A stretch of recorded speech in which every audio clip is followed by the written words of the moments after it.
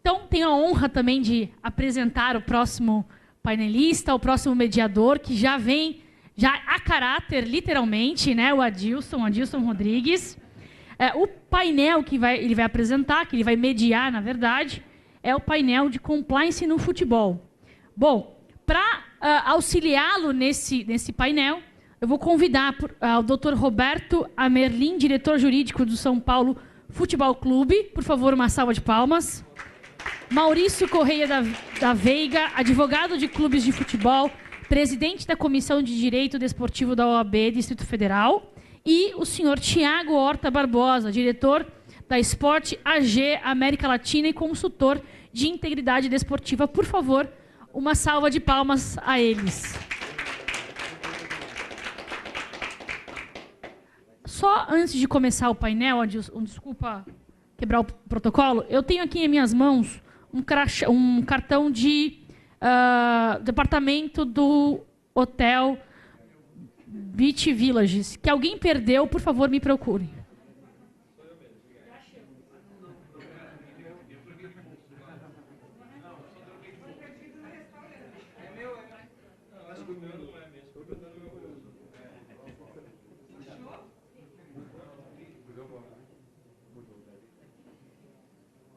Oi, pessoal. Boa tarde a todo mundo. Fiquem à vontade para tomar um café. Se servirem, a gente está correndo aqui um pouquinho com o tempo, né, para poder atender aí a todo mundo, o horário, né? E queria falar, né, primeiramente que é um desafio para mim, né, falar desse tema. O Christian, ultimamente, cadê ele? Está aí? Ultimamente ele tem dado bastante desafios para mim e entre ele falou: Adilson, você vai ser o moderador do painel de futebol, né? Aí eu falei: poxa, Christian, justo esse ano, né, que esse ano para mim está sendo difícil ver futebol, né? Talvez vocês saibam por quê, né? Sou paulista, mas a gente tem fé nas coisas, né?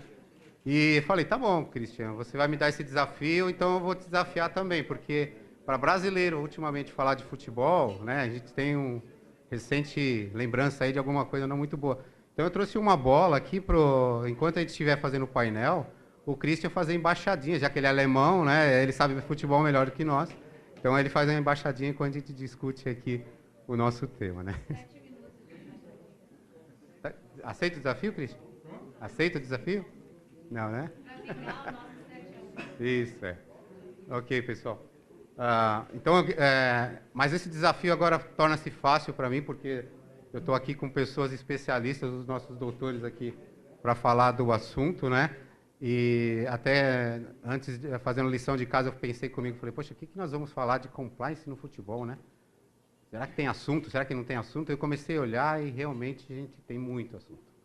E não só no futebol, em outros esportes como todo. E a gente chega à conclusão que o compliance, em qualquer ambiente que a gente está, né, inclusive no futebol, tem coisas não conformes, não compliances, fraudes, etc. Por quê?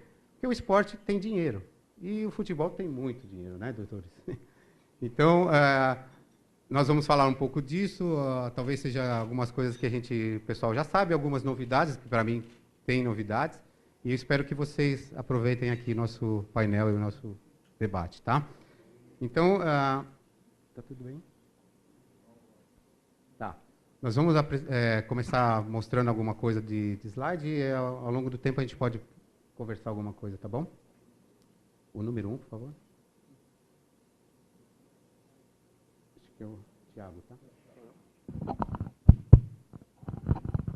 Bom, primeiramente, agradecer a oportunidade de estar aqui. Para a gente é bastante satisfatório ter a abertura. A gente trabalha nessa área esportiva, foco principalmente no futebol.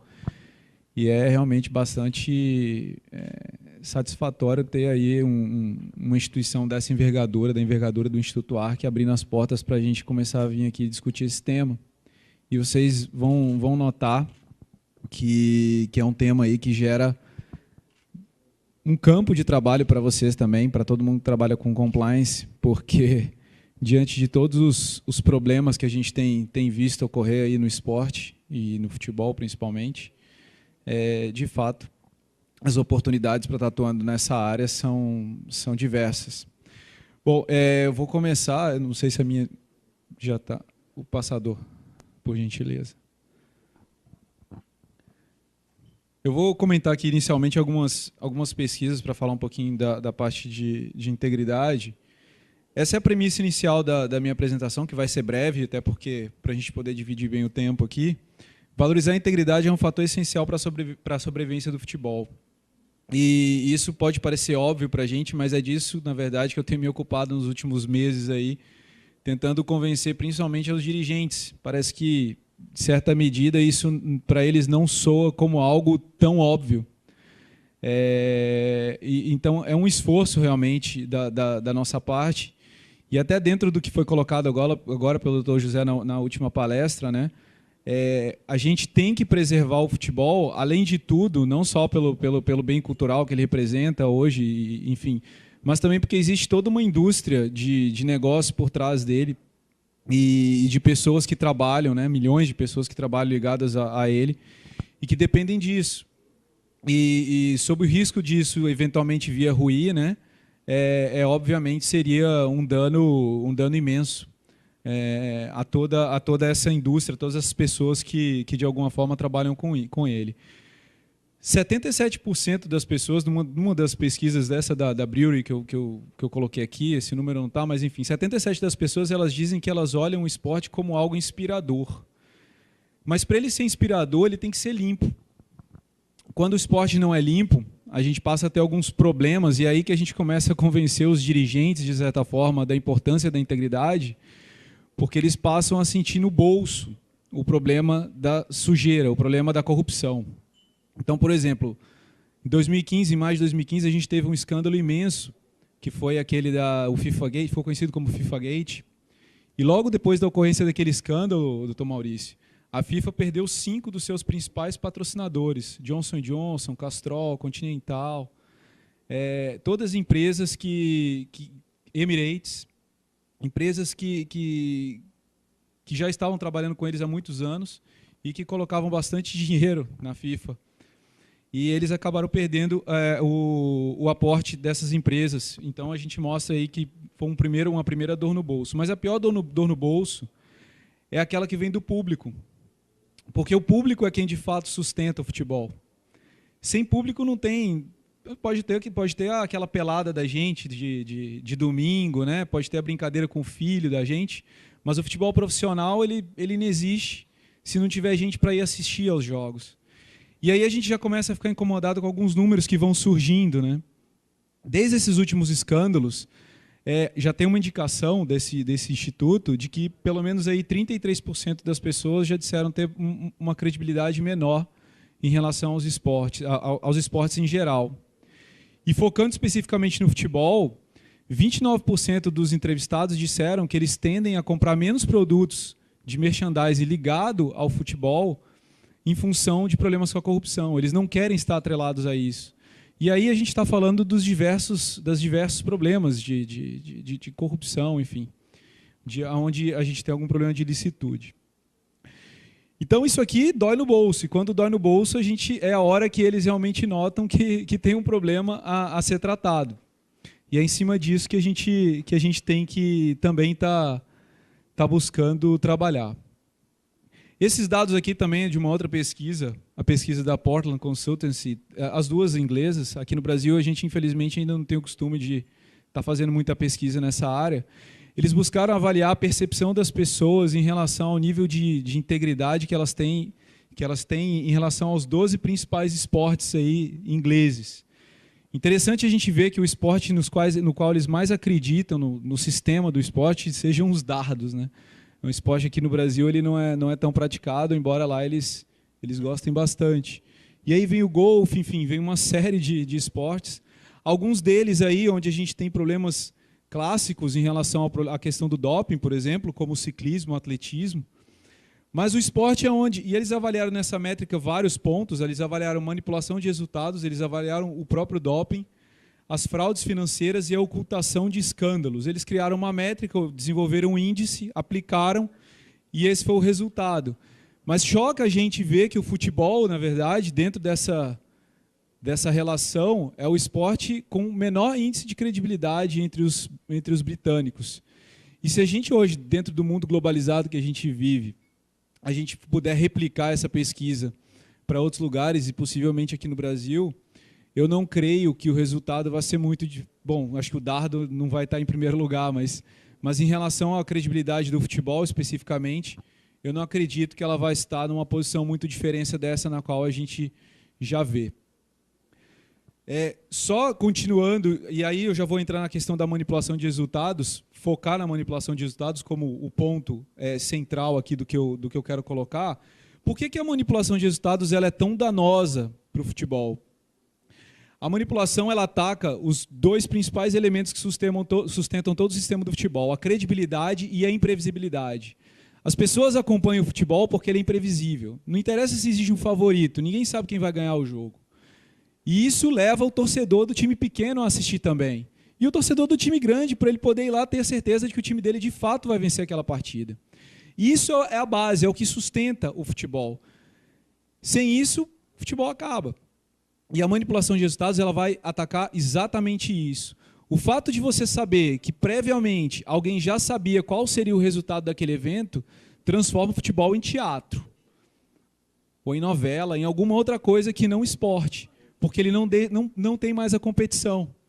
Então isso, dentro desse ciclo aqui que eu estou apresentando, a gente passa a ter torneios com má reputação, em função também do baixo interesse que o público vai ter nesses eventos, queda nos índices de audiência de televisão, obviamente, e também nos investimentos, porque quem vai querer investir nesse tipo de evento? Isso aqui é concreto, pessoal. A gente tem exemplos de ligas, a Liga do Canadá, mais recentemente, a Canadian Sports League, ela faliu em função de manipulação de resultados. Alguns anos atrás, a Liga da Malásia, ela faliu em função de escândalos de manipulação de resultados. Tiveram que acabar com as ligas, porque ninguém queria assistir mais. Não tinha mais investimento, não tinha mais patrocinador. Porque ela mata a paixão pelo futebol. E a paixão é o que sustenta. A gente tem amor pelo nosso clube. O Dr. Maurício aqui é vascaíno, os outros 3 são sofredores nesse momento, 3 são paulinos aqui em cima. Pois é, incrível. Mas a gente está sofrendo porque a gente gosta, porque a gente ama. E isso aí é o que mantém o futebol vivo. Então o futebol acaba e a indústria acaba junto. Esse é o problema. A gente vai matar tudo aquilo que vem junto com o esporte, não só o esporte em si, o elemento cultural do esporte, mas a própria indústria. A gente falou muito de milhões, bilhões. Hoje o doutor Vladimir Aras, de manhã, inaugurou aqui falando das superfraudes da Lava Jato. Eu quero falar de trilhão. Vou falar um pouquinho de trilhão.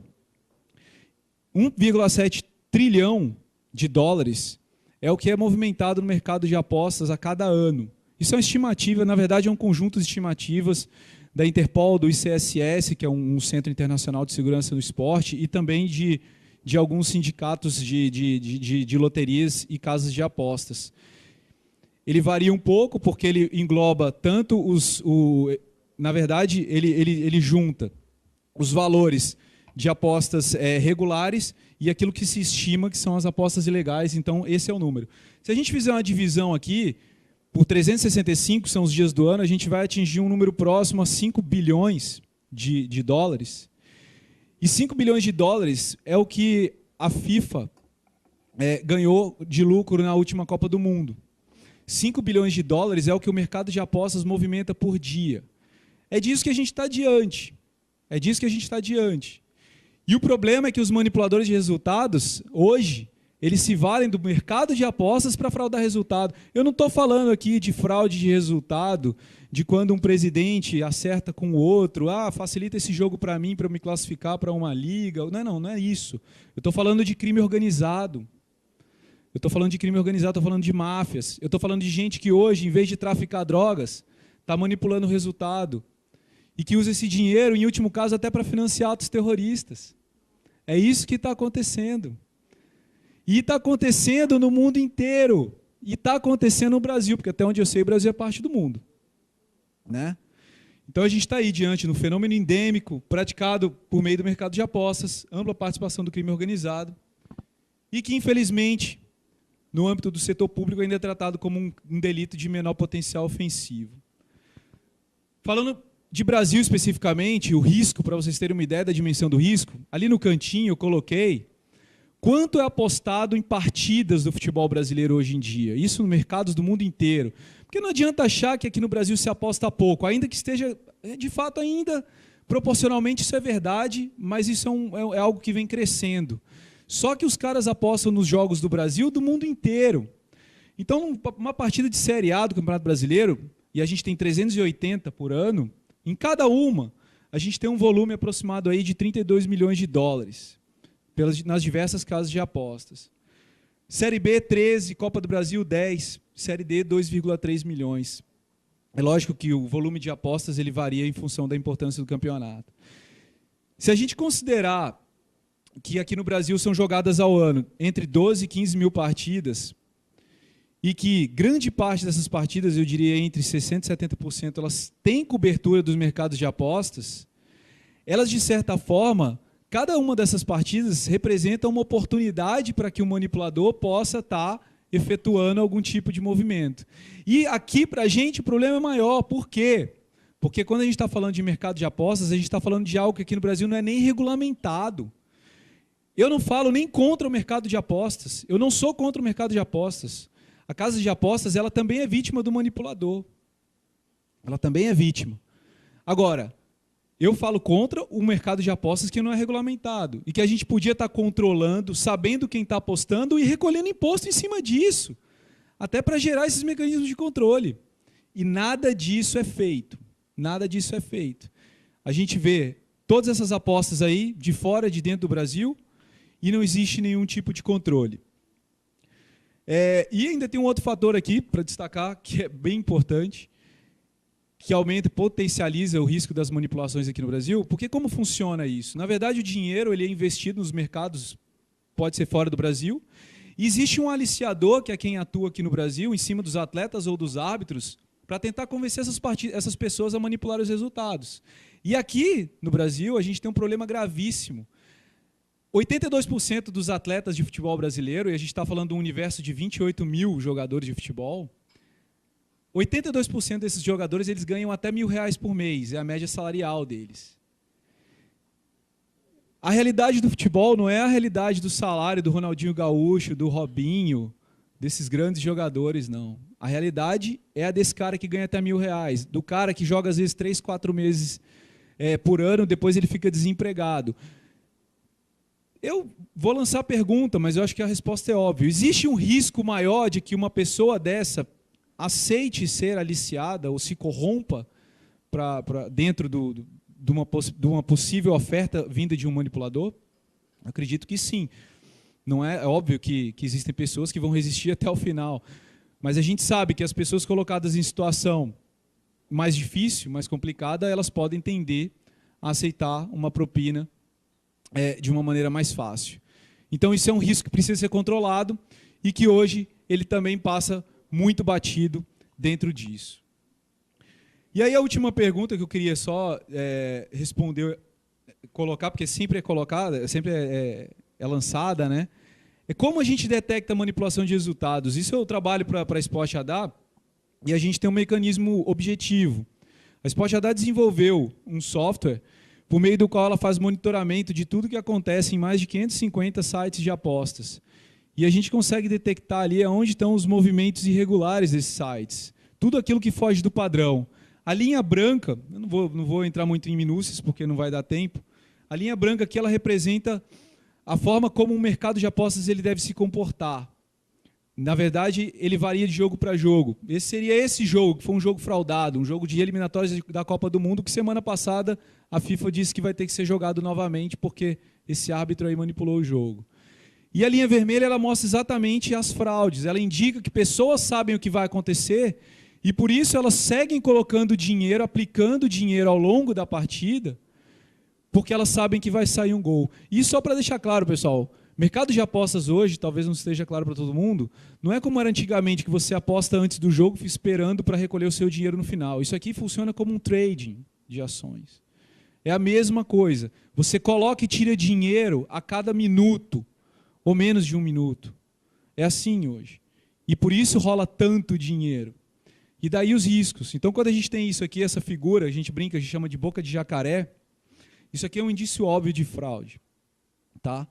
É lógico, a gente sempre confirma depois com os analistas, a partir do que o sistema demonstra, e aí a gente consegue confirmar a ocorrência da fraude. Isso aqui é alguns resultados que a gente, a partir do que esse sistema e outras ações também de resposta, a gente está falando de detecção, mas a gente tem também a parte de resposta, uma parte também de investigação. A gente já conseguiu gerar aí 209 sanções no âmbito desportivo em todo o mundo e 24 prisões também, colaborando com autoridades públicas para levar essas pessoas para a cadeia, as pessoas que participam da manipulação de resultados. Enfim, a minha parte é isso, espero que eu não tenha excedido muito tempo.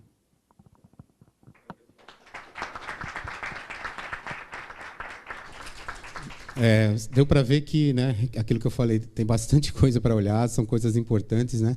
E agora eu tenho razão, porque que eu falo para o meu pai, não estressa com futebol não, porque isso é boca de jacaré, não vai dar certo não. Então, agora tem a explicação, tá? Agora vamos falar agora com o Roberto, o Maurício, né, Correia, doutor, que vai dar um outro cenário, assim, um pouco mais para o ambiente trabalhista brasileiro, falando sobre compliance também. Boa tarde a todos. Uma alegria muito grande estar aqui. Agradeço muito o convite que me foi feito, agradeço ao Instituto ARC e faço um agradecimento em nome do Dr. Adriano Fonseca, que foi quem sugeriu essa ideia de fazer um painel sobre compliance no futebol. E um painel, um tema que eu diria ousado. E ousado porque quando se fala de compliance no futebol, estamos falando não de algo embrionário. Talvez o compliance nas empresas é algo que esteja sendo desenvolvido, esteja em desenvolvimento. Compliance no futebol, aqui no Brasil, é algo ainda que só está no papel. Então, é um longo caminho a ser percorrido, mas eu ousaria dizer que é um caminho sem volta.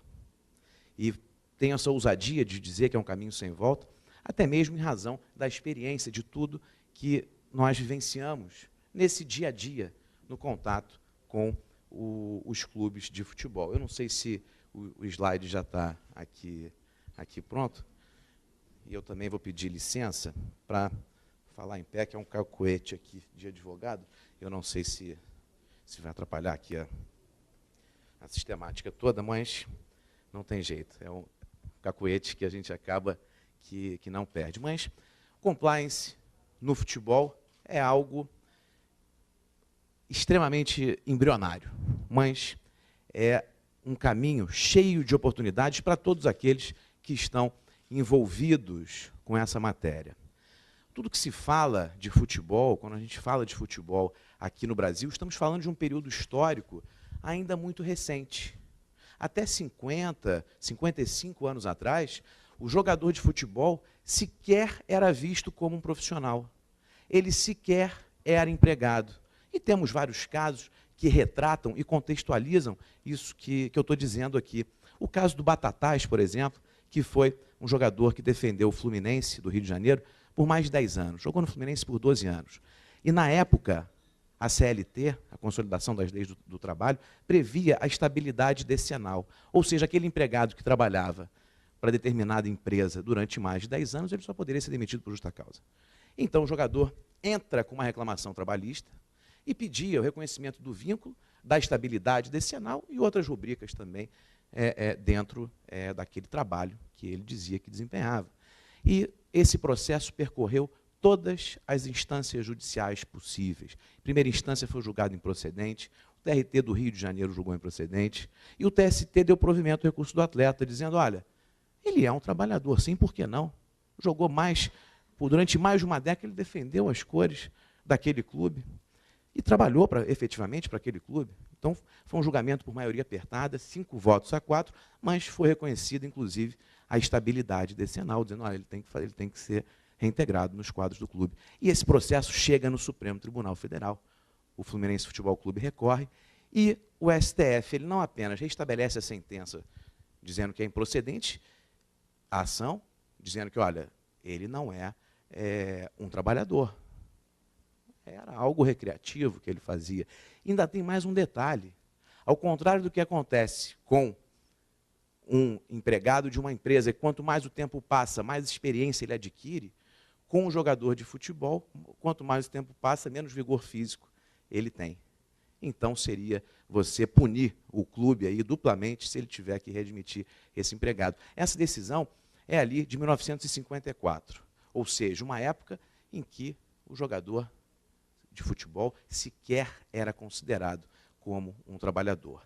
Nessa época, década de 1950, já existiam as leis que tratavam da Lei Geral do Desporto, mas o desporto ainda muito ligado à educação física. As primeiras leis do desporto aqui no Brasil são da década de 1930, época de uma intervenção estatal muito forte, de um domínio estatal muito forte.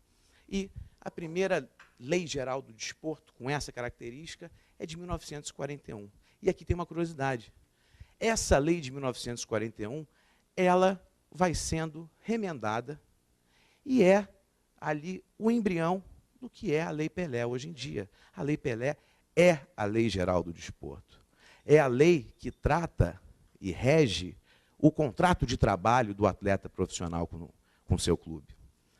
A lei de 1998, mas que agora, em 2017, ela já sofreu mais de 12 modificações, sendo que, em 2001, sofre uma modificação que altera mais de 50% do seu conteúdo.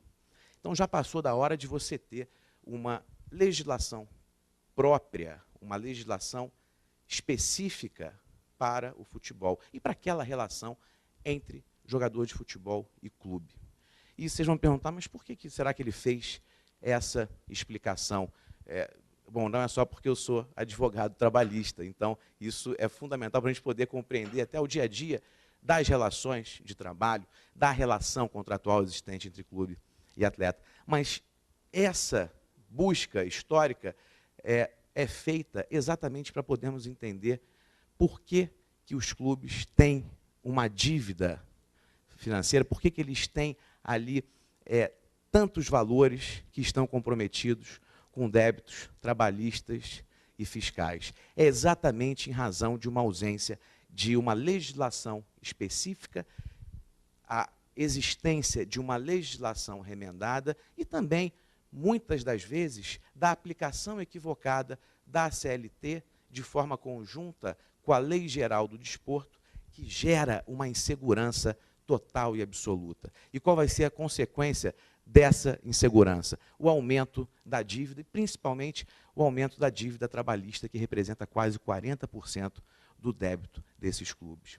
Então, para quem atua nessa área de compliance, o futebol é um exemplo extremamente rico, é um laboratório que vocês vão se deparar com todas as possibilidades e situações de aplicação de regras e normas que, sem dúvida nenhuma, vão ser efetivas e que vão contribuir e ajudar, sem dúvida nenhuma, para o melhor rendimento do clube em campo, para uma maior credibilidade desse clube. O Dr. Tiago Barbosa falou com muita propriedade aqui como que os times de futebol estão perdendo essa credibilidade, infelizmente, mobilizam milhões de pessoas, mas as pessoas estão deixando de ir aos estádios de futebol, seja em razão de violência, enfim, algo que também é um outro tema que também está ligado com essas regras e normas de compliance, porque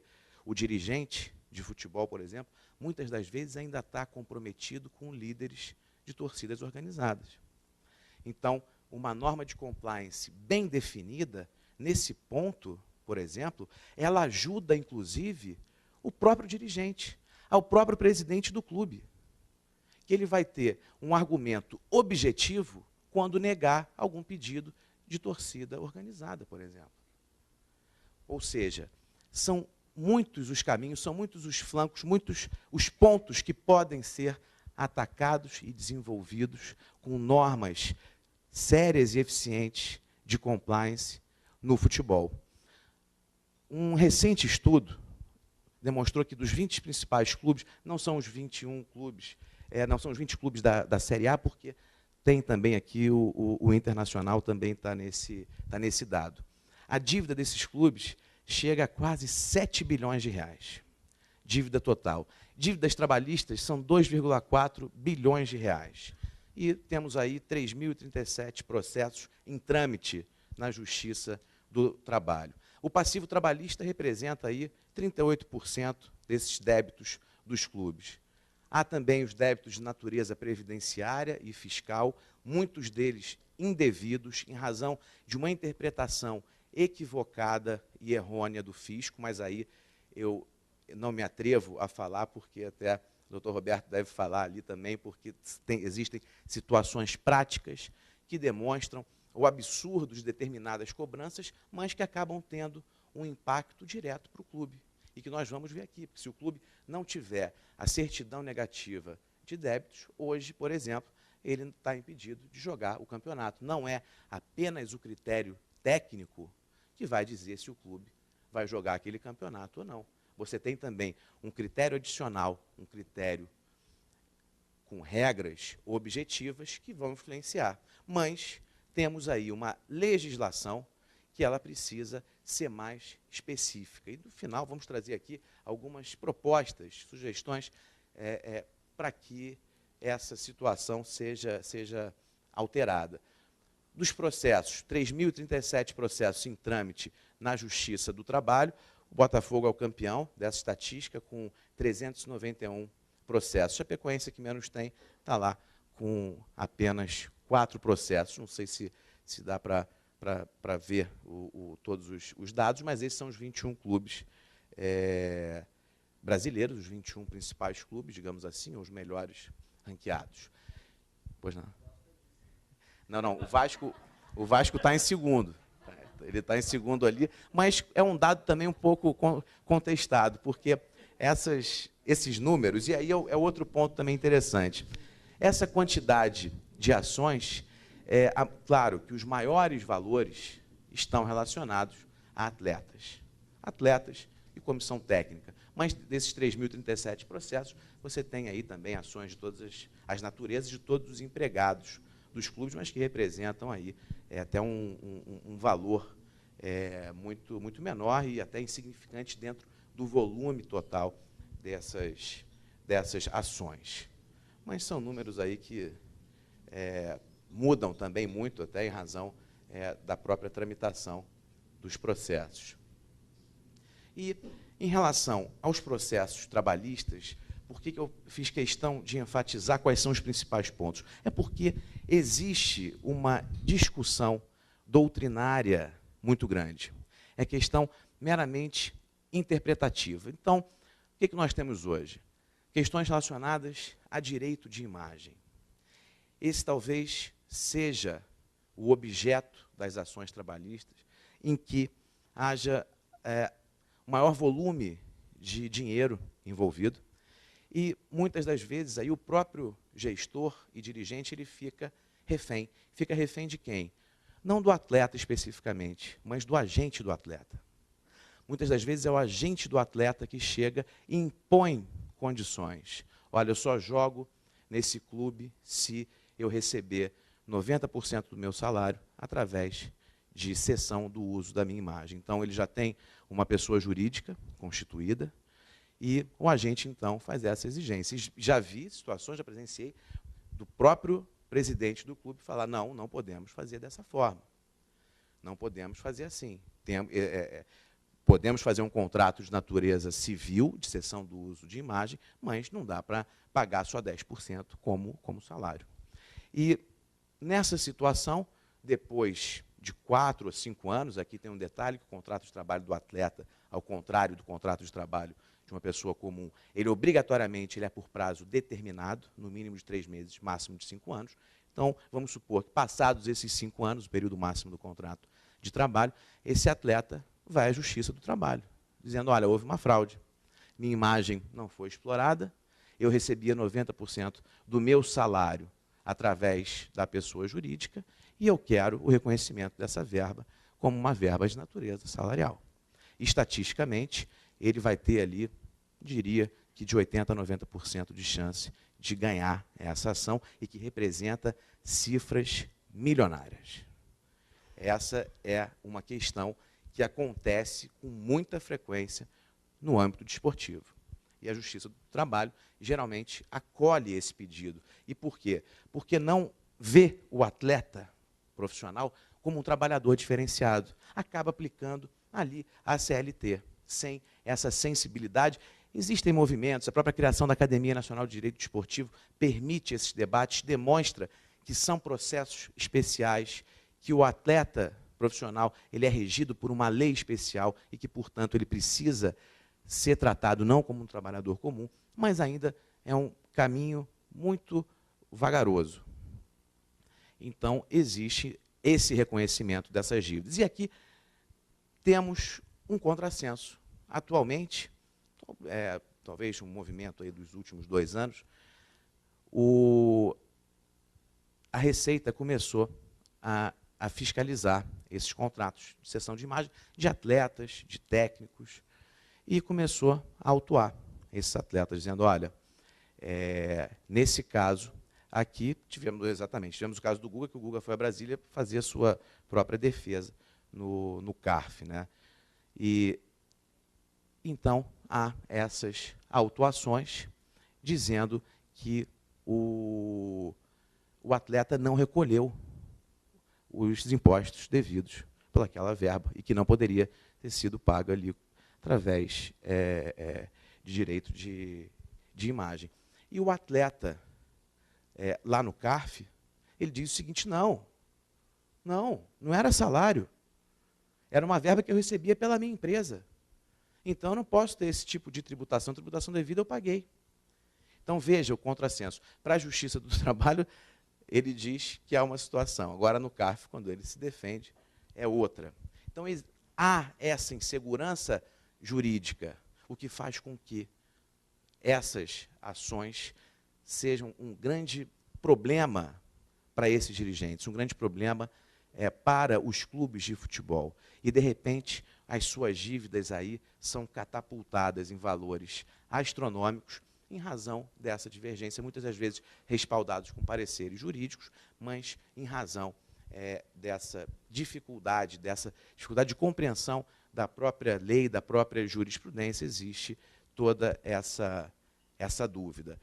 Questão da jornada de trabalho, tempo à disposição, é algo também que está nesses processos. A concentração é algo que é inerente à atividade do atleta. Se a concentração for limitada a 3 dias, não há que se falar em horas extras. A própria lei diz isso, mas ainda existe uma dúvida interpretativa. A própria natureza jurídica das luvas e dos bichos, por mais que não haja uma habitualidade no pagamento das luvas, a jurisprudência da justiça, a jurisprudência trabalhista, reconhece como uma parcela de natureza salarial. Isso agora vai mudar com a própria reforma trabalhista, que entra em vigor a partir do dia 19 de novembro, e essas rubricas, então, passam a ter natureza indenizatória, sem discussão, mas tal fato só demonstra que o atleta, essa relação contratual do atleta, precisa de uma legislação específica. Esse é o primeiro ponto. E por que essa análise tem que ser conjunta? Porque não adianta você ter normas ali de compliance, de não aumentar as suas dívidas, não aumentar os seus débitos, se você tem toda essa insegurança jurídica. Claro, você vai fazer ali um risco calculado, mas é algo que é imprevisível. E muitas das vezes o que eu quero dizer e demonstrar é que o débito trabalhista dos clubes, que representa 38% das dívidas desses clubes, eles são originados, muitas das vezes, em ações com essa natureza, né? Que existe ali, não é nenhuma dúvida na jurisprudência. O clube está cercado de todos os pareceres, né, de todas, mas ainda existe essa dúvida de interpretação. Diferença do direito de arena, isso tem causado ali um aumento do passivo trabalhista enorme. O direito de arena é aquele valor que o atleta recebe quando ele está jogando futebol, os 90 minutos que ele está em campo. E a lei, até 2011, previa que esse percentual era de 20%. Em 2011, passou a ser de 5% pela lei. Mas, no ano 2000, foi feito um acordo na Justiça Civil do Rio de Janeiro, um acordo celebrado entre a CBF, Clube dos 13 e a Federação Nacional dos Atletas, prevendo essa redução.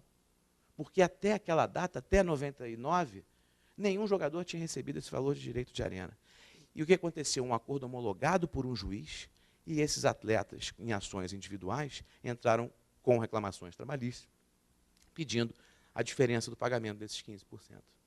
E o clube fala, mas eu fiz um acordo, eu tenho uma decisão judicial, que não foi objeto de ação rescisória.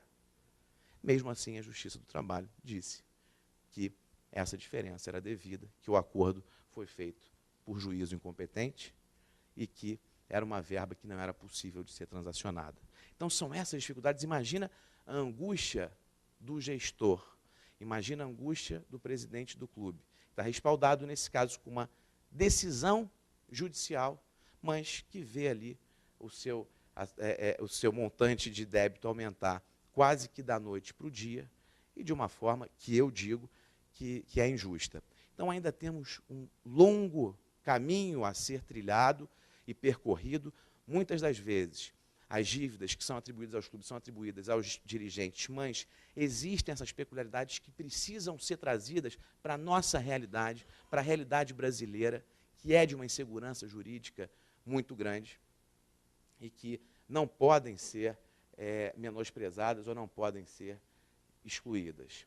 Então, aqui nós temos a dívida total dos 6,7 bilhões e, na parte amarela, corresponde à dívida trabalhista e a parte cinza corresponde a outros débitos de outras naturezas, previdenciária, tributária, fiscal.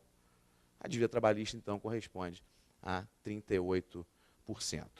Nós temos uma novidade, que é a Lei 13.155, lei de 2015, quando passou para esse template deve ter mudado, que é a lei que institui o Programa de Modernização da Gestão e de Responsabilidade Fiscal no futebol brasileiro, o Profut. Essa lei não estabelece normas de compliance, mas talvez no futuro se pode entender que foi o início de uma instituição de norma de compliance no futebol brasileiro. Primeiro, ela estabelece princípios e práticas de responsabilidade fiscal e financeira e de gestão transparente. Vamos ver aqui os pontos principais para adesão ao Profut e manutenção nesse programa de modernização. Mas aí já vem uma resistência natural. Aí sim, uma resistência natural do gestor desportivo, que, atualmente, o modelo mais usual dos clubes é de associação. Entidade sem fins lucrativos, ou seja, não há distribuição de lucros. A Lei Pelé, hoje, prevê a possibilidade da constituição, da criação do clube-empresa. Temos alguns clubes-empresa aqui no Brasil, como o Audax, por exemplo. É um clube-empresa, é um modelo de clube-empresa. Mas a maciça, esmagadora maioria é de associação, entidade sem fins lucrativos. E aí vem exatamente o que o dirigente se respalda, se blinda, sempre no artigo 217 da Constituição Federal. A Constituição brasileira é uma das únicas do mundo que coloca na Constituição, primeiro, prevê a justiça desportiva na Constituição. A justiça desportiva brasileira tem previsão constitucional. E segundo ponto, assegura a autonomia das entidades de prática e de administração do desporto, ou seja, a não intervenção estatal. O Estado ele vai ali incentivar, promover campanhas de fomentar o esporte, mas o princípio é da autonomia dessas entidades. E é por isso, então, que a CBF tem uma vida própria, né, e sempre se respaldou nesse escudo, porque é a entidade máxima de administração do futebol aqui no Brasil. Portanto, qualquer estabelecimento, qualquer tentativa que você possa violar essa autonomia, que aí também tem conceitos subjetivos, então, qualquer tentativa de violar essa autonomia ou cercear a autonomia do dirigente desportivo pode encontrar algum óbice no artigo 217 da Constituição Federal. E já partindo aqui para essa conclusão, o Profut, primeiro, ele estabelece que clubes e federações devem cumprir aqueles requisitos burocráticos em relação à documentação para participar do programa. E deve manter a regularidade das obrigações trabalhistas e tributos federais. Aí entra naquela questão. As obrigações trabalhistas, vejam essa dificuldade que é você manter cumprimento fiel e integral quando a própria jurisprudência ela oscila, há uma insegurança jurídica muito grande, e tributos federais, a cobrança, que, no meu ver, são absolutamente indevidas, como, por exemplo, PIS e COFINS sobre venda de atleta, transação de atleta, que é o que está acontecendo. Mas, então, a lei prevê de forma textual que a regularidade é uma exigência das obrigações trabalhistas e fiscais. Mandato dos dirigentes limitado a 4 anos, permitida uma recondução. Uma das críticas que se faz é que os dirigentes, na maioria das vezes, das entidades esportivas, se perpetuam no poder. E por que eles têm esse interesse em ficar tanto tempo no poder, se é uma atividade não remunerada? Enfim, então existe toda essa questão. Comprovação da existência de autonomia do Conselho Fiscal, proibição de antecipação ou comprometimento de receitas referentes a períodos posteriores ao término da gestão ou mandato, redução do déficit nos seguintes prazos: a partir de 1º de janeiro de 2017, para até 10% da sua receita bruta apurada no ano anterior, e a partir de 1º de janeiro de 2009, para até 5% da sua receita bruta apurada no ano anterior. Publicação das demonstrações contábeis padronizadas separadamente por atividade econômica e por modalidade esportiva, de modo distinto das atividades recreativas e sociais, após terem sido submetidas à auditoria independente. Cumprimento dos contratos e regular pagamento dos encargos relativos a todos os profissionais contratados, referentes a verbas atinentes a salários, FGTS, contribuições previdenciárias, pagamentos das obrigações contratuais e outras havidas com os atletas e demais funcionários, inclusive direito de imagem, ainda que não guardem relação direta com o salário. Portanto, a lei é taxativa e exaustiva em relação ao cumprimento dessas exigências. Além disso, previsão em seu estatuto ou contrato social do afastamento imediato e inelegibilidade pelo período de, no mínimo, 5 anos, de dirigente ou administrador que praticar ato de gestão irregular ou temerária. Demonstração de que os custos com folha de pagamento e direitos de imagem de atletas profissionais de futebol não superam 80% da receita bruta anual das atividades do futebol profissional e, por fim, manutenção de investimento mínimo na formação de atletas e no futebol feminino e oferta de ingressos a preços populares mediante a utilização dos recursos provenientes da remuneração pela cessão do direito, que trata o parágrafo 2º do artigo 28 dessa lei 13.155. Portanto, são normas e regras, não de um compliance total, mas de algo que a intenção é justamente dar uma maior transparência para esses clubes, para essas entidades. Ainda tinha uma última folha aqui, que era... Fala das melhorias mais para o final, e junto com as perguntas. Pronto. Acho que é bom. Tá. Então, ótima ideia. Então, hoje, nós temos esse modelo.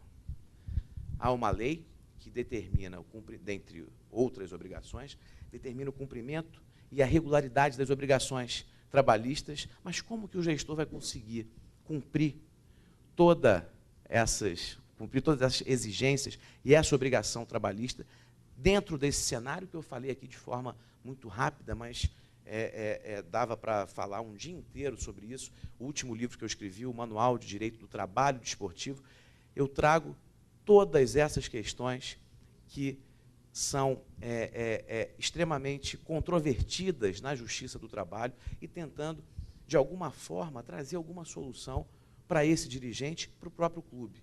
O que o clube deve fazer? Qual é a melhor orientação nesse sentido? A Justiça do Trabalho e a questão do contrato de trabalho do atleta está cada vez mais especializada. E, mesmo assim, com toda essa especialização, ainda existe toda essa dúvida, toda essa controvérsia.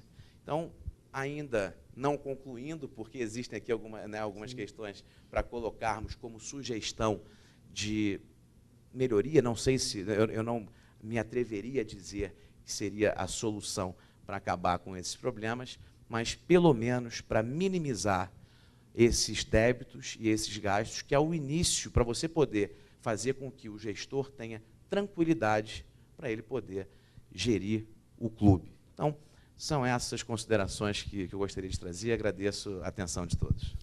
Ok. Obrigado, doutor Maurício Corrêa da Veiga.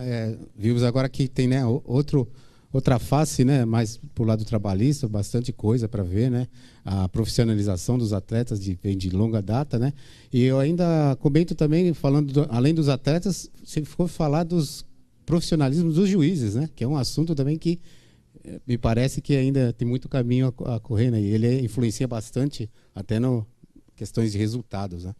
Mas ok, agora vamos dar a oportunidade para o Dr. Roberto Armelin, né, que vai falar um pouco mais voltado aos clubes, aos riscos, né, coisas até de programas de compliance, né.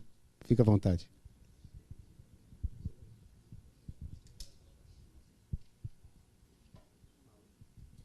Só lembrando, já tem chegando, o pessoal está mandando perguntas aqui interessantes, vamos deixar mais para o final, a gente responde. Bom, boa tarde a todos. Eu queria, obviamente, agradecer a oportunidade de estar aqui com vocês, o convite do Instituto ARC, o convite do Maurício aqui, que me trouxe para fazer parte deste evento. Também estou aqui como representante do IBDE, tenho a felicidade de ser sócio fundador do IBDE, assim como o Guimarães está aqui representando o Instituto. E com relação ao tema, vamos falar de compliance no futebol. Eu vou confessar que eu pensei umas 40 formas diferentes de abordar o assunto em relação ao futebol. Eu poderia resumir dizendo que o compliance urge no futebol. O compliance urge na indústria do futebol. Mas existe um fosso enorme entre o compliance e os clubes de futebol. E esse fosso enorme chama-se cultura. Para contextualizar um pouquinho a vocês a situação do futebol, eu quero lembrar dois aspectos muito peculiares do futebol, enquanto indústria, entre aspas, para contrapor o clube de futebol a uma empresa. Porque muita gente fala, não, clube-empresa, o clube tem que ser tratado como empresa, e eu acho que ele tem que ser gerido como empresa. Mas, um exemplo que o grandíssimo professor Álvaro Melo Filho, uma das maiores autoridades em direito desportivo, sempre traz a questão da concorrência. No mercado normal, um concorrente quer derrubar o outro, né? A Coca quer acabar com a Pepsi, a Folha quer acabar com o Estado, a General Motors quer engolir o share da Ford e das demais, e etc. No esporte e no futebol, eu, São Paulo, eu quero vencer o Palmeiras e o Corinthians sempre em campo. Mas se não tiver o Palmeiras e o Corinthians, para contra eles eu jogar, eu não ponho 55 mil pessoas no meu estádio. Eu ponho 5 mil para jogar contra o Ituano. Então, o meu concorrente no esporte é fundamental para mim. O meu concorrente é essencial para a minha existência. Em praças esportivas com muita disputa, o campeonato é muito mais interessante. Por que o campeonato na Espanha é meio chato? Porque só tem Real Madrid e Barcelona. Por que aqui no Rio Grande do Sul é relativamente chato? Porque tem Inter e Grêmio. A questão é quem vai ganhar, o Inter ou o Grêmio? De vez em quando o Juventude vai lá e belisca, mas muito de vez em quando, né? Minas, a mesma coisa, Cruzeiro e Atlético. São Paulo a gente tem uma disputa, no Rio também, enfim, e no brasileiro, um pouco mais de variedade. Esse é um aspecto importante. Outro aspecto, não existe um segmento de mercado com consumidores tão vorazes e a fim de consumir como o futebol. Porque o consumidor do futebol ele é emocional, como o Thiago bem observou aqui. Ele consome sem pensar. O consumidor normal, ele analisa um produto, uns mais, outros menos, alguns realmente as campanhas de marketing fazem comprar por impulso, né? Mas o torcedor de futebol ele compra 40 camisas, se tiver. Eu tenho umas 30, só do São Paulo. Eu não faço coleção de vários times. Eu só tenho do São Paulo. 40 anos de São Paulo, várias camisas. Mas a gente compra. E compra as feias também. E compramos as não oficiais. Esse é um problema de mercado gravíssimo. Nós temos um problema muito sério de proteção das nossas marcas e dos nossos produtos licenciados. Aliás, nós temos uma incompetência gigante de licenciar e explorar decentemente as marcas dos clubes de futebol no nosso país. A CBF talvez seja mais competente nisso, porque consegue fazer uma receita enorme com a marca CBF e os seus produtos. Mas nós temos um consumidor que está afim de consumir, e muito, e são muitos consumidores. Quantos milhões de torcedores tem Flamengo e Corinthians? Mais de 20 milhões. Os São Paulinos são cerca de 12 milhões. Os palmeirenses, 10 milhões, os vascaínos vêm logo em seguida, uns 8. E, enfim, os outros times têm um pouco menos. Mas, vejam, nós estamos falando aqui de 70 milhões de pessoas em 5 clubes que vão consumir o que o clube colocar para eles comprarem, que vai desde o próprio jogo até 1 milhão de produtos, chaveirinho e etc. O americano, nesse aspecto, é que é insuperável, né? A gente vai nos Estados Unidos, a gente se depara com alguns times de beisebol que a gente nunca ouviu falar, mas tem 40 mil produtos para vender, né? Chaveirinho, canequinha, bonequinho e etc. O São Paulo, uns 10 anos atrás, fez um contrato com a Warner Brothers, cedeu todas as suas propriedades, todas. O Patolino e o Pernalonga vestiram a camisa do São Paulo, houve campanhas e, alguns anos depois, o contrato não foi continuado, não teve sequência. O contrato terminou e São Paulo voltou a licenciar pontualmente os seus pequenos produtos, como fazem Corinthians, Palmeiras, Flamengo e etc. Qual o diagnóstico? Modestamente, eu entendo que a questão é muito simples, é gestão. A gestão profissional. Eu nunca pensei que o problema do esporte fosse o clube ter uma característica societária X ou Y. Não pode ser sem fins lucrativos, tem que ser clube empresa.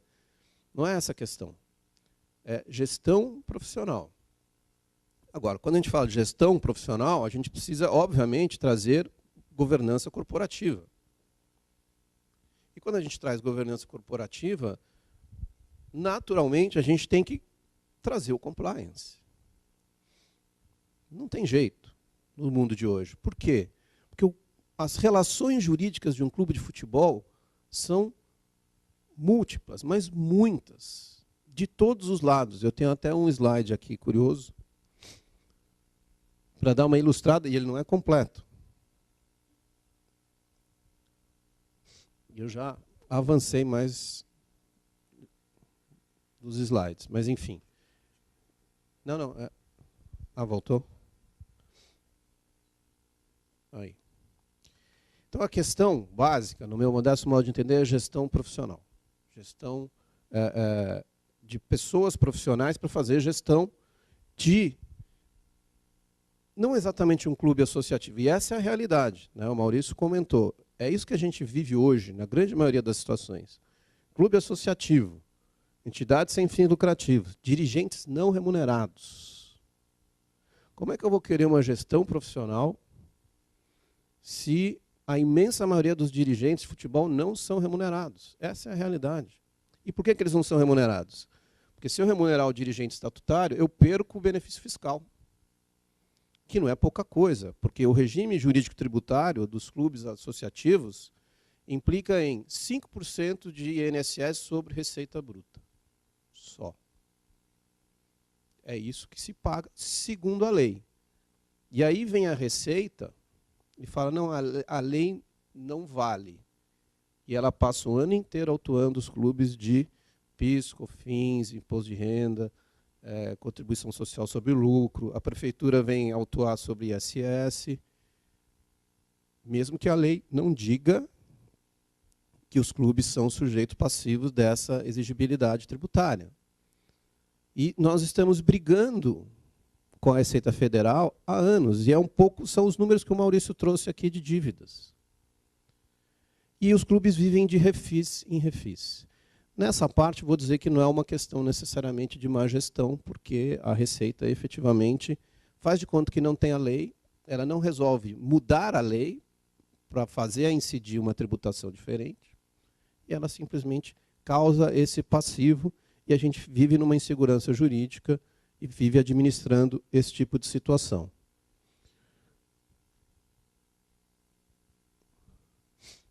O Maurício estava falando aqui de passivos, né? Eu quis trazer um pouco os números de receitas. 2016, o Flamengo teve maior receita. Natural, porque maior torcida, mais consumidores.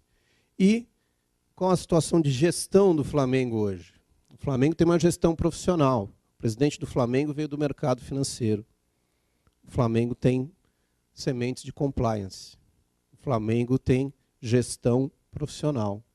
E o Flamengo saiu de uma situação de déficit enorme para praticamente zerar o seu passivo e está começando a surfar na onda de receitas excepcionais, juntamente com o Palmeiras, na verdade.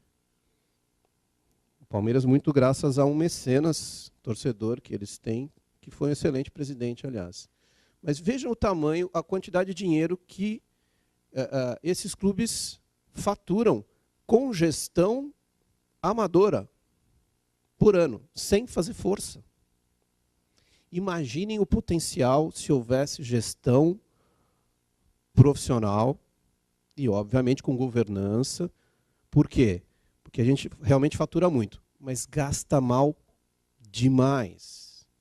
E aí também que entraria fortemente, não só auditoria interna, mas compliance. E eu digo não só auditoria interna, porque o São Paulo é auditado externamente, né? Não é auditoria interna, mas...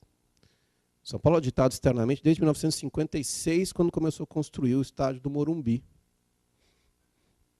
Eu gosto até de citar o nome do presidente da comissão financeira da construção do Morumbi. Ele chamava Amador Aguiar.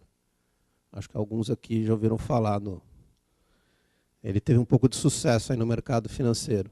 Mas isso não nos livrou de anos e anos e anos de má gestão de um orçamento muito interessante. E o clube de futebol ele é um bom negócio, não só para o pessoal do futebol. Tem muita empresa, tem muita marca que entra em mercados através do futebol. Exemplo, Parmalat.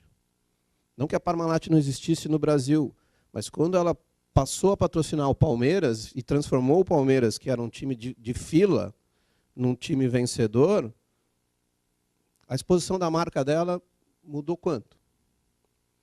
Outro exemplo, LG. Quem conhecia a LG antes dela patrocinar a camisa do São Paulo? Ela pegou São Paulo na década de 90, 2000, quando nós ganhamos tudo, várias vezes, inclusive. Saudade. Mas a LG ela deixou de patrocinar o São Paulo depois de uns 10 anos patrocinando, patrocínio máximo. Sabe o que ela falou? Não preciso mais. Eu já posicionei a minha marca. Todo mundo conhece a LG. E é ruim, né? Eu comprei 2 TVs LG. Eu era aquele torcedor fiel que comprava produtos da marca. Eu não comprava Parmalat, né? Mas a LG eu comprava. E a TV quebrava. Depois da segunda que quebrou, aí... E agora a gente teve mais um caso com o São Paulo, que é a Under Armour. A Under Armour, que é uma empresa de ponta de material esportivo nos Estados Unidos, entrou no Brasil, escolheu qual clube? O São Paulo, com exclusividade. E entrou e começou a tomar conta do mercado, né? Já fez contrato com o Fluminense. E nós temos o maior contrato de material esportivo com a Under Armour, mesmo jogando esta porcaria de futebol que estamos jogando. Então, o mercado do futebol tem alguns indicadores que não dá para a gente usar com cabeça de empresa. A gente teve um presidente no São Paulo brilhante, Marcelo Portugal Gouveia, que ele dizia que o grande desafio do gestor no futebol é conseguir equilibrar com inteligência a racionalidade do empresário com o coração do torcedor. Quem for mais para um lado não vai dar certo, quem for mais para o outro também não vai dar certo. O cara que vai dar certo é aquele que conseguir esse equilíbrio, que obviamente não é simples. Um comparativo. Olha a receita do Real Madrid no ano passado. No passado não. 2015. 577 milhões de euros. Só para dar um referencial. Estratégia de marketing do Real Madrid. Quando ele contratava os galácticos, ele pagava, sei lá, 50, 60 milhões de euros vendendo camisa. Estratégia de marketing inteligente, não pagava tudo. Né? A multa, a cláusula contratual pela rescisão do contrato e a contratação. Mas pagava grande parte. Quanto que nós, aqui no Brasil, recebemos de royalties de venda de camisa? Peanuts. Peanuts. Não consigo contratar quem? O Bruno Alves, que acabou de chegar para salvar a nossa zaga. Enfim, o compliance ele acaba entrando, então, pela dor ou pelo amor. Pelo esporte, não tenho dúvida, só vai ser pela dor. Este artigo 10 aqui do Estatuto do Torcedor é o que está no pescoço dos dirigentes no momento, que é o que está fazendo com que alguns se mexam. É a dor. O Maurício adiantou. Quem não tiver regular, com CND, vai cair de divisão. Não vai jogar a primeira divisão. Essa é a situação. Simples assim. Isso aqui foi o Profut, a lei do Profut que trouxe. Mas, inteligentemente, o legislador não deixou lá na lei do Profut, porque a lei do Profut é um mero parcelamento fiscal com algumas obrigações acessórias de governança. Ninguém é obrigado a aderir ao parcelamento. O Palmeiras não aderiu, então ele não está obrigado àquelas regras de governança, por exemplo. Nós tivemos que aderir. Mas essa regra é para todo mundo, até para o Palmeiras. Tem que ter a CND. Senão, cai de divisão.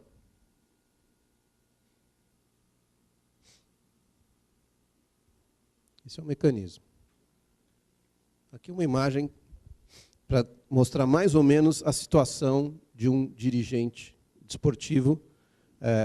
O tempo é muito cruel para passar um panorama mais completo da situação do dirigente.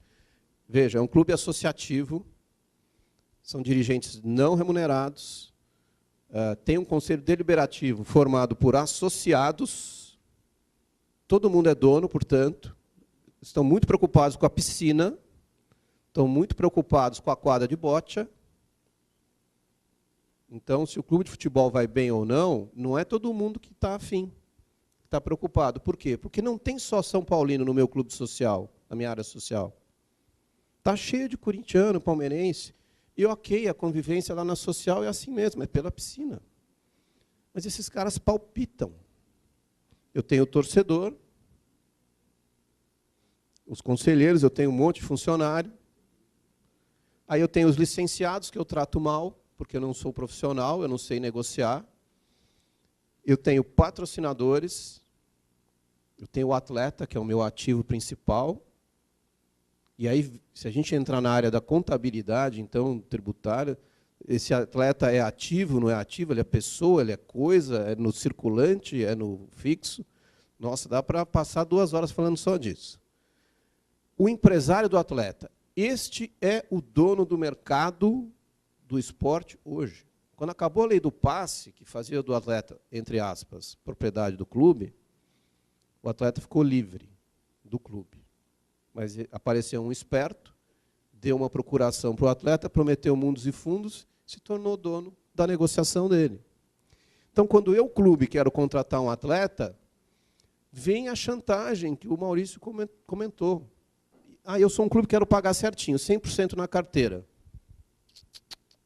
Eu quero aqui X% um contrato de direito de imagem. Para eu contratar um atleta, gente, eu tenho que fazer 4 contratos. Tenho que fazer o contrato com o clube que está cedendo ou rescindindo, pagando a multa. Eu tenho que fazer o contrato de trabalho, contrato especial de trabalho esportivo, contrato com o empresário, que vai ganhar a comissão dele, sempre, e o contrato de imagem. São 4 instrumentos. Um deles vai para a federação. Eu tenho que ter relação ali com a área social, tenho que deixar todo mundo satisfeito com a piscina. Eu vivo com a Receita Federal nos meus cangotes, hoje em dia. Eu tenho que ter uma relação institucional com os outros clubes, e isso existe, e hoje em dia é uma excelente relação. A gente tem grupo de WhatsApp dos 20 clubes mais o Inter. Ano que vem vai ser os 20 clubes mais o São Paulo. E a gente tem relação com FIFA, CBF e Federação Paulista de Futebol. Vejam quantas partes relacionadas fazem parte, e eu esqueci algumas aqui, certamente. Essas são as principais. Quantas partes relacionadas fazem parte da vida de um clube de futebol? Eu não coloquei aqui os fornecedores. Quanto se compra de coisas para a área social, para o clube, de insumos, de etc, etc, etc. Então, eu ia fazer aqui um esboço de mapeamento de risco para a implantação de um compliance, mas ia ficar muita coisa, porque tem muito risco.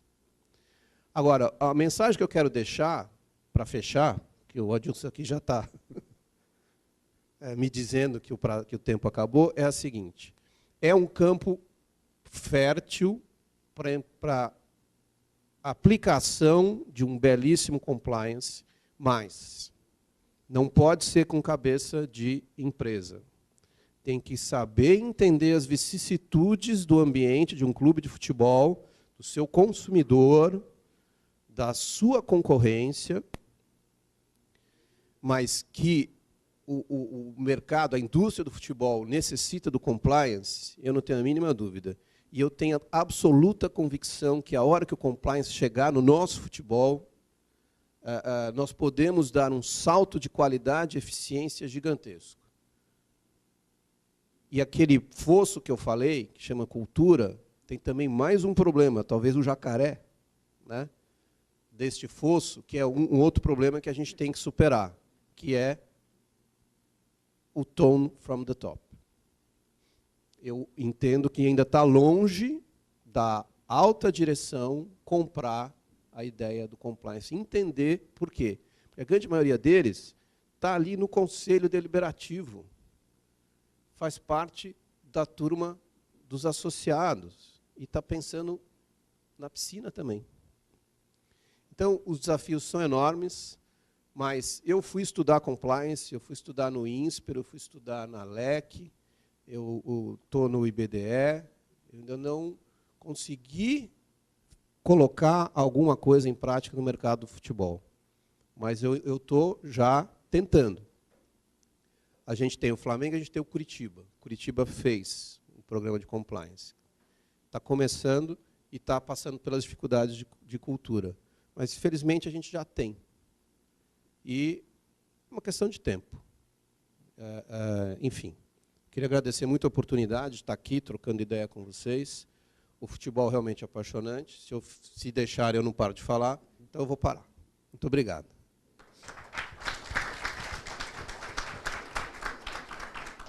Obrigado, doutor Roberto. Pessoal, como vocês viram, tem bastante assunto para falar, a coisa vai longe, né? E só aproveitando, falando na questão do compliance dentro dos clubes, né? Eu dei uma pesquisada também e vi que realmente é até interessante para quem tiver curiosidade. O Curitiba, né, fez um programa de compliance não tão assim robusto, aquela coisa muito pesada, mas é interessante que eles têm até um canal de denúncia. Você consegue entrar lá, fazer. Já teve o primeiro problema. Já teve um problema, tá vendo? Então. Quem caiu na primeira denúncia? O CEO. A primeira não conformidade constatada pelo programa de compliance do Curitiba foi o CEO.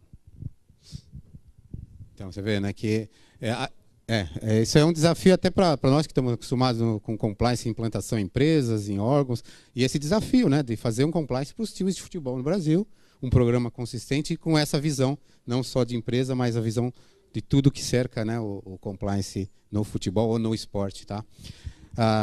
Queria dizer que a gente tem já umas perguntas, tá? Vamos aqui tentar responder. A primeira vem para o Tiago, viu, Tiago? O pessoal pergunta o seguinte, é o Alessandro Guirão, opa, tá aí. Ele pergunta, existe algum caso evidenciado de manipulação do resultado do jogo que possa ser apresentado? Um exemplo?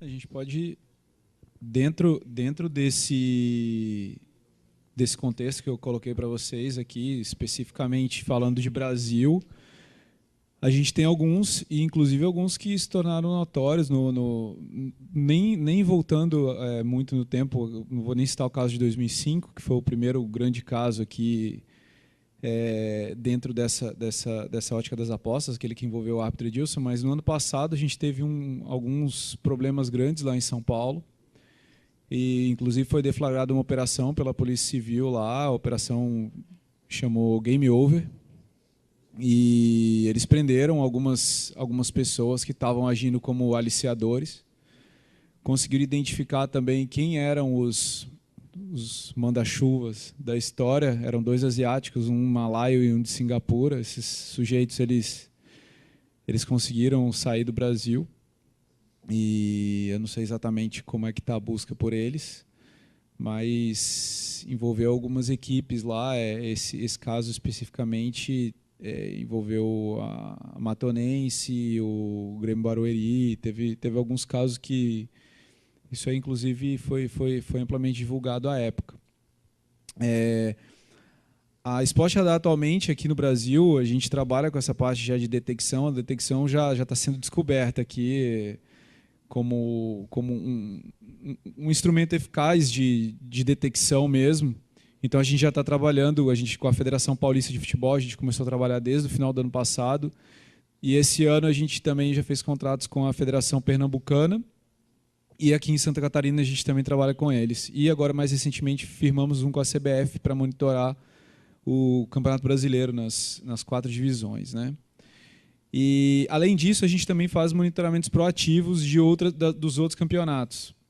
E o que eu posso te dizer é que a gente identificou vários jogos em diversos estados, alguns deles, inclusive, com conexões de atletas, que, às vezes, esse atleta era parte de um clube e depois a gente identificou situações, a gente normalmente acompanha esse movimento também, e aí a gente identificou que ele já estava atuando em outro clube, manipulando o resultado nesse outro clube em outro estado. Então é um problema de âmbito nacional e já chegou forte aqui no Brasil. Às vezes fica aquela ilusão de que a gente, de certa forma, está um pouco imune. Eu mostrei para vocês todos os riscos aos quais a gente está sujeito aqui. E às vezes os dirigentes ainda se apegam a isso, achando que basta ir na igreja rezar que não vai acontecer nada com os campeonatos deles, né? E a gente tenta mostrar que não é bem assim. Então existe bastante coisa acontecendo aqui no Brasil no momento. Ok, obrigado. Tem mais uma aqui, agora é da Manuela Loesa. Ela, acho que é o Tiago também que vai acabar. Sobre o ambiente de apostas, as ameaças, oportunidades com o avanço do blockchain e rastreios de bitcoins, né, esse mercado de moedas novas, para pagamentos e tipos de manipulação. Como é que pode falar sobre isso? Bom, é uma alternativa a mais, né, a ser utilizada. A gente sabe de tudo aquilo que cerca essa questão das criptomoedas. E é um fator a mais e que, obviamente, vai tornar um pouco mais difícil também o rastreamento, essa coisa toda. Mas, especificamente, a gente não atua especificamente, pelo menos dentro da Sport Radar, em identificar a situação do follow the money. Isso não é um trabalho que a gente faz, mas isso é uma impressão pessoal minha que, sim, vai estar atrelado a isso. Por todos os valores aí que a gente está vendo que movimenta o mercado, e diante da existência de pessoas que se utilizam do mercado para cometer situações irregulares, eles ficam buscando outras alternativas, né? E essa aí pode ser uma para eles, né? Então é um risco a mais para a gente tá dando conta. Tem mais umas aqui, que é do Diego, é só o primeiro nome, para quem achar que pode responder, não tem específico para alguém. Observamos que no mundo os maiores campeonatos nacionais são organizados por ligas. No Brasil, apesar de tentativas de se implementar ou seja, a primeira liga, divergências entre os clubes acabaram por manter a CBF como organizadora do Campeonato Brasileiro. Sobre o ponto de vista do compliance, quais são as vantagens e desvantagens dos clubes de se formar uma liga? Vantagens e desvantagens de liga. E deixar na mão da CBF, né? Olha, acho que eu vou responder até com uma outra pergunta. Porque a questão hoje, da estrutura da administração do desporto lá no Brasil, aqui no Brasil, ela é uma estrutura que, ao mesmo tempo, é simples, mas é complexa. Então, vigora o princípio da autonomia e da liberdade. Você está livre para criar qualquer liga. E você também, o clube está livre para se recusar. Não vou disputar o campeonato porque eu não concordo com essa regra que foi imposta pela entidade de administração do desporto, ou seja, quem organiza. Ele está livre, não participa. Mas o que existe hoje é uma submissão, evidentemente, né? Os clubes acabam ficando reféns da entidade máxima de administração. As próprias federações recebem valores. As federações de futebol recebem da CBF, que é a entidade máxima de administração do desporto. Ou seja, então, tem toda essa questão que talvez uma norma aí de compliance pudesse vir para aparar essas questões. Mas hoje o princípio é o da liberdade. Pode-se criar outras ligas. Você não é obrigado a aceitar aquelas regras. Mas a partir do momento que você se filia àquela entidade, você tem que obedecer aquelas regras e ponto. Senão você vai ser punido. E vai sendo punido gradativamente. A federação é punida pela FIFA, pela CBF, CBF punida pela FIFA, e aí uma punição da FIFA, a seleção brasileira está até expulsa dos campeonatos mundiais. São essas as consequências.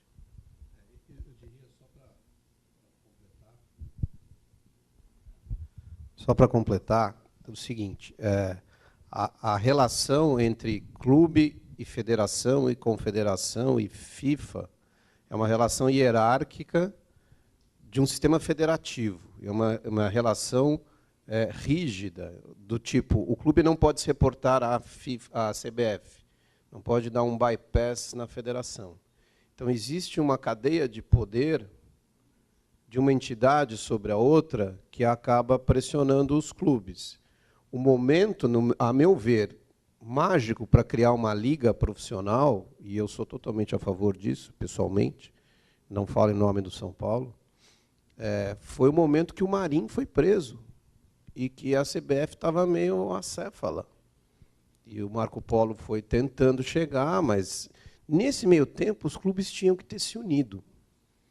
E aí talvez tivessem conseguido, mas o problema é que os dirigentes, entre eles têm alguns problemas de relacionamento político e de jogar para a torcida.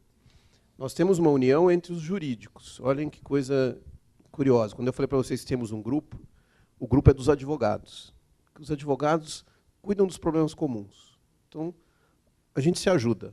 Agora mesmo, um pouquinho antes de eu ser chamado, tinha alguém do grupo perguntando se tinha uma situação ali. Quem tinha essa situação jurídica aqui, todo mundo responde e resolve. Agora, os dirigentes, de vez em quando, um fala o que não deve. Como o São Paulo teve um presidente que tirou um sarro que não devia do presidente do Palmeiras, aí pronto, São Paulo e Palmeiras não se falavam mais.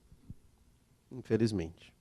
Mas, se tivesse um compliance de verdade, só para responder, se tivesse compliance de verdade na CBF, na federação, nos clubes, obviamente essa pressão da CBF na federação não poderia existir, não existiria, portanto, a federação nos clubes, e essa liberdade que o Maurício disse que existe, que é real, poderia ser exercida, porque, a rigor, é uma liberdade no papel, na Constituição.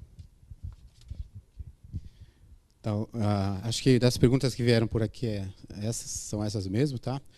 Queria agradecer a todos e lembrando, né, que, como falamos no início, é um assunto que a princípio parecia ser um assunto que não tem muito o que falar, mas a gente viu que o compliance ele cabe em todos os ambientes, inclusive no esporte.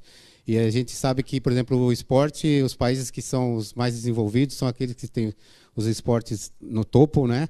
E isso mostra quanto o país pode estar desenvolvido ou não. E a gente tem muito caminho no futebol e em todos os esportes para trilhar, e eu acho que o compliance vai ajudar muito a gente nesse caminho, tá? Queria agradecer todos o pessoal aqui, né? O Dr. Maurício, o Roberto e o Dr. Tiago. Obrigado e até mais.